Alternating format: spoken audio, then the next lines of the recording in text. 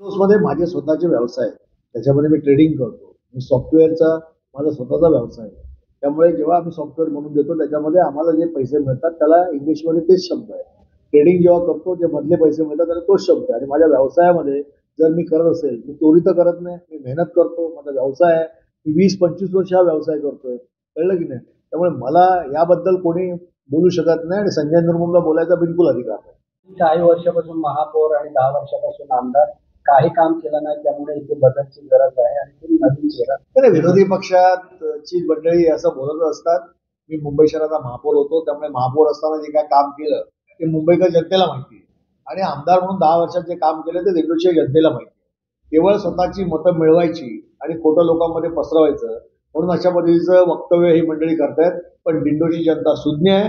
त्यांना कल्पना आहे की या भागात 10 वर्ष ज्यांनी काम केलं, ज्यांनी लोकांशी संपर्क ठेवला, त्यांनाच या ठिकाणी दिंडोशीकर मतदान करणार आहे.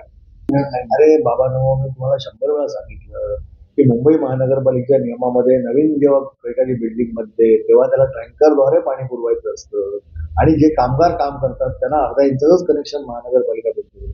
यांना खोटं बोलायची सवय आहे. एक नंबर खोटाडे आहेत. खोटं बोलूनच मतं घेतात. मी बोललो उत्तर मुंबईमध्ये एकदा उभे होते राम नाईकांसारख्या एका ज्येष्ठ आमच्या खासदाराला खोटं बोलून लोकांना फसवलं. एकदा लोक त्या ठिकाणी भुलले. पुढच्या लोक वाट बघते कधी लोकसभा येते आणि ह्याला घालवतो.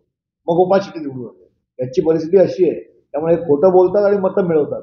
पण दिंडोशीकर मतदार खूप सुज्ञ आहेत. त्यांना माहिती आहे की 10 वर्ष इकडे आमदार म्हणून सुनील प्रभू आपल्यासोबत काम करत होते. आपल्यातला माणूस म्हणून ते सगळे मतदार माझ्याशी संपर्कात होते. त्यामुळे यावेळेला देखील मशालीलाच लोक मतदान करतील.